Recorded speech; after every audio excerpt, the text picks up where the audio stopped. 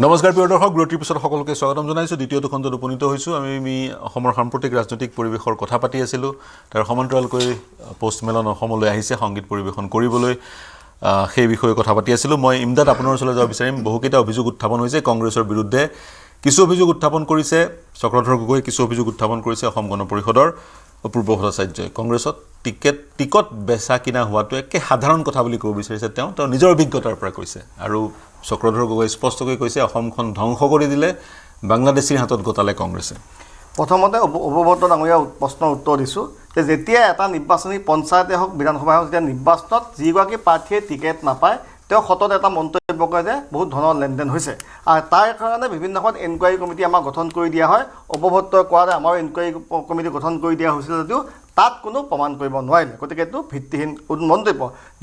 দুই নম্বৰ কথা হৈছে চক্ৰধৰ গগৈ ডাঙৰীয়াই বাৰে বাৰে যে বাংলাদেশীয়ে বিদেশী অসমখন ধ্বংস কৰিলে বুলি ক'লে, প্ৰথমতে আপুনি শুনি লওক চক্ৰধৰ গগৈ ডাঙৰীয়া সেইদিনাখন আমাৰ অসম বিধানসভাৰ যিটো তথ্য, সেই তথ্যমতে আপোনালোকৰ চৰকাৰে 21 চনৰ পৰা 25 চনলৈকে 32,207 বিদেশীক চিনাক্ত কৰিছে আৰু ইয়াৰে মাত্ৰ 1400-1600 জনক বহিষ্কাৰ কৰিছে।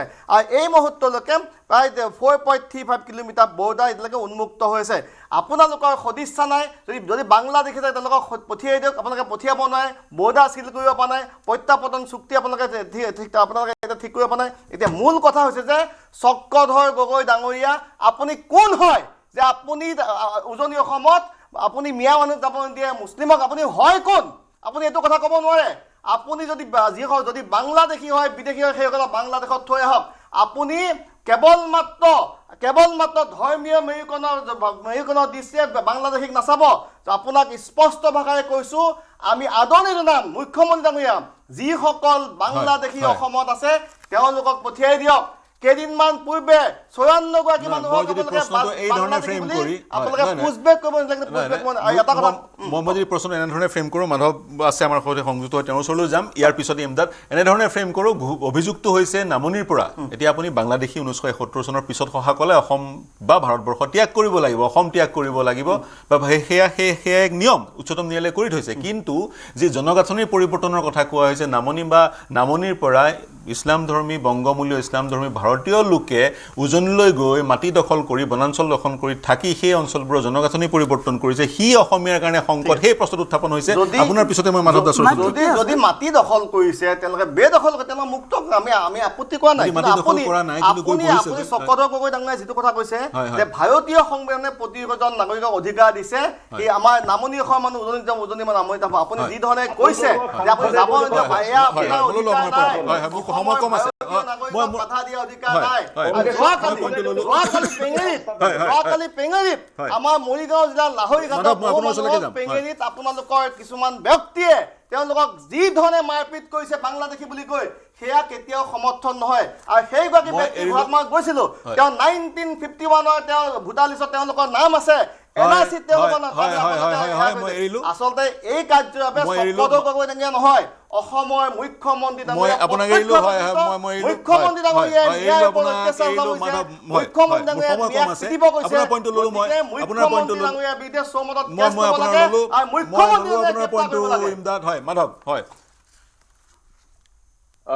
দেখিছো। ষ্টুডিঅ' মজিয়াত ইয়াৰ পূৰ্বতেও বহু কংগ্ৰেছৰ নেতাই খুব সহজে কৈ দিয়ে যে বাংলাদেশী কিন্তু থৈ আহক বাংলাদেশত গৈ বুলি, ইমান সহজে কয়। কিন্তু যেতিয়া আমি প্ৰেক্ষাপটত দেখো, যেতিয়া উচ্ছেদ কৰিবলৈ যায়, চৰকাৰে যেতিয়া উচ্ছেদ কৰে, তেতিয়া সেই তেওঁলোকৰ সাংসদ বিধায়কে গৈ তেওঁলোকক সাহস দিয়ে, তেওঁলোকক কয় যে আমি পুনৰ সংস্থাপন দিয়ে, আমাৰ চৰকাৰ আমি আহিলে আপোনালোকক পুনৰ সংস্থাপন দিয়ে। তেওঁ নহয় বুলি কওক, ৰকি বুলিছে খুদ গৈ পিনি তেওঁ নিজে কৈছে যে আপোনালোকক পুনৰ সংস্থাপন যদি আমাৰ চৰকাৰ আহে। এই ধৰণৰ কথাৰ যিটো আৰু তেওঁলোকে প্ৰেক্টিকেলি আমি দেখা পাওঁ। আমিতো কোনো ৰাজনৈতিক দলৰ ব্যক্তি নহয়, আমি অৰাজনৈতিক সংঘৰ নেতৃত্ব দিছো। গতিকে আমি দেখিছো যে তেওঁলোকৰ সাংসদ বিধায়কে গৈ উচ্ছেদিত লোকসকলৰ সন্মুখত গৈ তেওঁলোকে সাহস দিয়ে, তেওঁলোকক যিখিনি সহযোগিতা কৰিম তেওঁলোকে প্ৰতিশ্ৰুতি দিয়ে। আৰু ষ্টুডিঅ' মজিয়াত তেওঁলোকে বাংলাদেশত যেতিয়া প্ৰচেছটো আৰম্ভ হয়, অসমত যেতিয়া বাংলাদেশী বিতৰণৰ যেতিয়া বা এনেকুৱা ধৰণৰ সন্দেহজন লোকৰ বিতৰণৰ এটা প্ৰচেষ্টা চলোৱা হয় তেতিয়া তেওঁলোকে বাধা দিব, তেওঁলোকে বাধাৰ পাচিছে থিয় দিব। গতিকে এই ধৰণৰ কথাবিলাক আৰু অসমৰ ৰাইজে বুজিলো বাকী নাই। মাধৱ এটা প্ৰশ্ন উত্থাপন হয়, কিন্তু মাধৱ এটা প্ৰশ্ন উত্থাপন হয়, ভাৰতৰ সংবিধানে এগৰাকী ভাৰতীয় নাগৰিকক ভাৰতৰ বিভিন্ন জেগাত বিনা বাধাই যোৱাৰ অধিকাৰ প্ৰদান কৰে, কিন্তু ইয়াৰ কিন্তু কিছু সংবিধানৰ কিছুমান বিধি আছে, নিয়ম আছে, যিবোৰ বিধিৰ যোগেদি সেই অঞ্চললৈ আন লোক যাব নোৱাৰে, উদাহৰণস্বৰূপে বড়োলেণ্ড বা ষষ্ঠ অনুসূচিত অন্তৰ্ভুক্ত অঞ্চলসমূহ। গতিকে যদিহে নামনিৰ ইছলামধৰ্মী লোকসকল বা ইছলামধৰ্মী বংগমূলীয় লোকসকল উজনিলৈ যাব নালাগে, উজনিক তেনেদৰে সাংবিধানিকভাৱে সুৰক্ষিত কৰাৰ অৱকাশ নিশ্চয় আছে। ইয়াতে আমি উজনিৰ কথা পাতাই নাই। মই কৈছো যে অসমতে কোনো বাংলাদেশী ইয়াত বিচৰণ কৰিব নালাগে। ইয়াত উজনি নামনিৰ পাৰ্থক্য আমি আনিব বিচৰা নাই।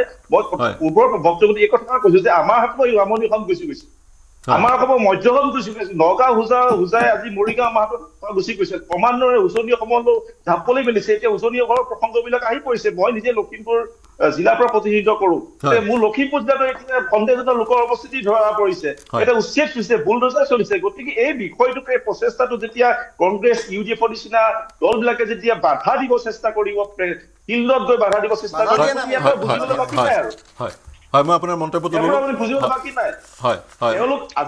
আজি তেওঁলোক আই অসমীৰ লোক কিমান চিন্তিত, আজি তেওঁলোকে ৰাজনীতি কৰিছে, ক্ষমতা দখলৰ কাৰণে ৰাজনীতি কৰিব, বিভিন্ন কৌশল অৱলম্বন কৰিব। কথা হ'ল কি, খিলঞ্জীয়া অস্তিত্ব ভাল থাকিব নাথাকে আপুনি কওক। যদি তেওঁলোকে নিজকে অসমীয়া বুলি পৰিচয় কৰে বা পৰিচয় দিছে আজি ষ্টুডিয়াম মজিয়াৰ পৰা, নিজকে ভাবে, তেতিয়াহ'লে খিলঞ্জীয়া অস্তিত্ব ভাল কথাত তেওঁলোকে সমৰ্থন কিয় নকৰে? কিয় তেওঁলোকে ষ্টুডিয়াম মজিয়াত এটা কথা ক'ব আৰু প্ৰেক্টিকেলি আমি দেখা পাওঁ যে দুমুখীয়া স্থিতি কিয় ষ্টুডিয়াম মজিয়াত এটা কথা কয়, বাংলাদেশী বিতৰণৰ কথা কয়, আৰু উচ্ছেদৰ সময়ত তেওঁলোকে সেই উচ্ছেদক সমৰ্থন নিদিয়ে। সেই মন্তব্য মাধৱ দাসৰ। মই আহিম মই শেষৰটো মন্তব্য ল'বলৈ অপূৰ্ব ভট্টাচাৰ্য আপোনাৰ ওচৰলৈ গৈছোঁ, তাৰপিছত মই UDFৰ ওচৰলৈ যাম, তাৰপিছত চক্ৰধৰ গগৈ। হয়, শেষৰটো মন্তব্য কি ক'ব? কথা এটা স্পষ্ট, অসমত ভাৰতীয় নাগৰিকে যিখিনি পাব লাগে সেইখিনি পোৱাতো ক'তো অসুবিধা হোৱা নাই। এতিয়া প্ৰশ্নটো হৈছে সত্ৰৰ মাটি, PGRৰ মাটি, এইবোৰ যদি অবৈধভাৱে দখল কৰি থকাত যিসকলে নেতৃত্ব দিছিল, ইন্ধন যোগাইছিল, আজি তেওঁলোকে বিৰোধ কৰিছে এই উচ্ছেদক। কাক উচ্ছেদ কৰিছে সেইটোতকৈ চৰকাৰ দীঘলীয়া সময় 60 বছৰ কংগ্ৰেছে শাসন কৰিলে, শাসন কৰাৰ সময়ত এই মানুহসকলৰ কথা নাভাবিলে। এতিয়া ঘৰিয়ালৰ চকু পানী টুকিছে যে বেলেগ নালাগে। AIDFৰ বিধায়ক মুজিবুৰ ৰহমানে সেইদিনাখন এই বিষয়টো কয়, সেইসকল লোকক বহুৱাইছিলে কংগ্ৰেছে, আৰু কংগ্ৰেছে তেওঁলোকক বিশ্বাসঘাতকতা কৰিলে ম্যাদী পট্টা প্ৰদান নকৰি। যদি ম্যাদী পট্টা প্ৰদান কৰিলে হয় কংগ্ৰেছ দলে, আজি আপোনালোকে উচ্ছেদ কৰিব নোৱাৰিলে হয়, চৰকাৰখন উচ্ছেদ কৰিব নোৱাৰিলে হয়। কথাটো একেবাৰে স্পষ্ট। সেই কামটো এইকাৰণেই কৰা নাছিল কংগ্ৰেছে যে তেওঁলোক বৈধ নাগৰিক নহয়। আৰু আজি আটাইতকৈ ডাঙৰ কথা, কংগ্ৰেছৰ সম্পৰ্কত AIDFৰ বিধায়কে এজনে কৈছে যে কংগ্ৰেছ এতিয়া বোলে মিয়াৰ পাৰ্টি। আমি NDAৰ অংশীদাৰ দলে কোৱাটো বাদেই দিয়ক, আৰু যিটো কথা এক মিনিট ইমদাদ, আৰু পইচা নোলোৱা বুলি ক'লে, এই যে ধোঁৱা ওলাইছে, তলত জুই নাথাকিলে এনে ধোঁৱা ওলাই নেকি? এইবাৰ প্ৰমাণ কোনোবাই প্ৰমাণ ৰাজনৈতিক প্ৰমাণ লাগে নেকি? কিহৰ কাৰণে তদন্ত কমিটি বহুৱাইছিল?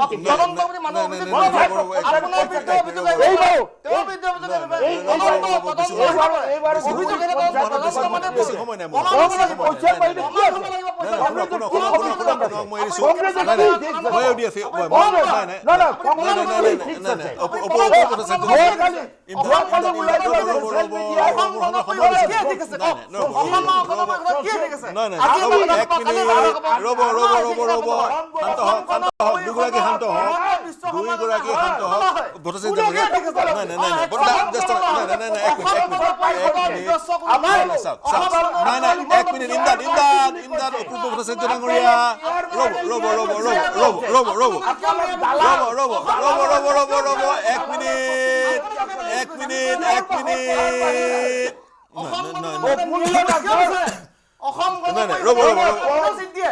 কংগ্ৰেছ এৰি যোৱা প্ৰফুল্ল দাসে কি কৈছে সেইটোৰ উত্তৰ দিয়ক। হয়, আপুনি কি ল, ল, ল, ল, ল, ল, ল, ল, ল। আপুনি AUDF, AUDF, AUDF, AUDF, শেষৰটো মন্তব্য।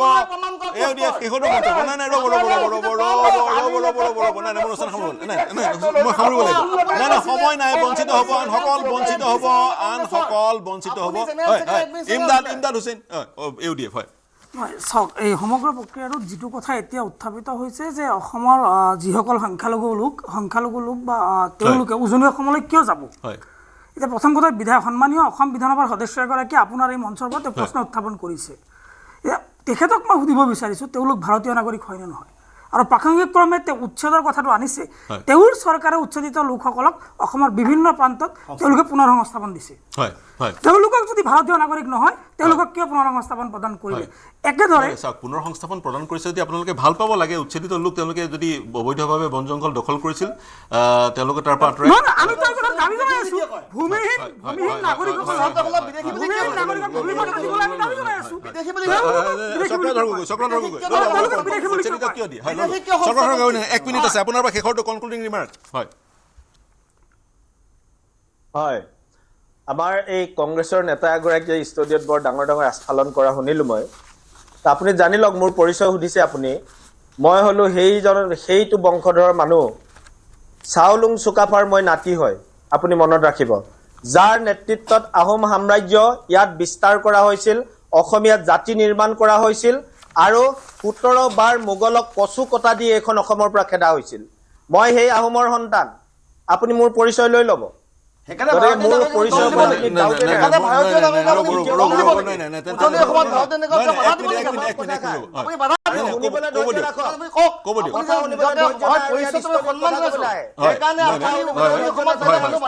ব্যক্তিগত আক্ৰমণ নকৰিব ধৈৰ্য নথকা মানুহ কিয় ষ্টুডিঅ'লৈ হয় কথা শুনিবলৈ যদি সাহস নাথাকে কিয় মই অনুষ্ঠান সামৰিব লাগিব হয় উত্তৰ দিব আপুনি ক'লে 32,000 আমাৰ কাৰ্যকালত আমাৰ শাসন কালত 32,000 বিদেশী চিনাক্ত কৰা বুলি আপুনি নিজে কয় 60 বছৰত কিমান কৰিলে সেইটো হিচাপ দিয়ক গগৈ ডাঙৰীয়া মোৰ অনুষ্ঠান সমাপ্ত হৈছে আপোনালোকে কি কৈছে নাই নাই গগৈ ডাঙৰীয়া কিমান ইয়াৰ পৰা কৰিলে গগৈ ডাঙৰীয়া কৰিব লাগিব ক্ষমা বিচাৰিছো চক্ৰধৰ গগৈ ডাঙৰীয়া ইমদাদ হুছেইন মোৰ সময় সমাপ্ত হৈছে নাই মোৰ সময় সমাপ্ত হৈছে দুইগৰাকীক মই ক্ষমা বিচাৰিছো এই আলোচনাটো আগবঢ়াই লৈ যোৱাৰ অৱকাশ আছিল কিন্তু সময় নাটনিৰ কাৰণে মই আলোচনাটো আগবঢ়াই লৈ যাব নোৱাৰিম অনাগত সময়ত একেটা বিষয়ত আলোচনা কৰিলে পুনৰ আপোনালোকক নিমন্ত্ৰণ জনাম এই বিষয়টো আলোচনা কৰিম কিন্তু এই মুহূৰ্তত মোৰ সময় সমাপ্ত হৈছে এই চিন্তাৰ সমলৰ অনুষ্ঠান সামৰিব লাগিব মোৰ সৈতে সংযুক্ত হোৱাৰ কাৰণে ইমদাদ হুছেইন মেহদী হাছান খান অপূৰ্ব ভট্টাচাৰ্য চক্ৰধৰ গগৈ আৰু মাধৱ দাস সকলোকে ধন্যবাদ জ্ঞাপন কৰিছোঁ প্ৰিয় দৰ্শক শুভৰাত্ৰি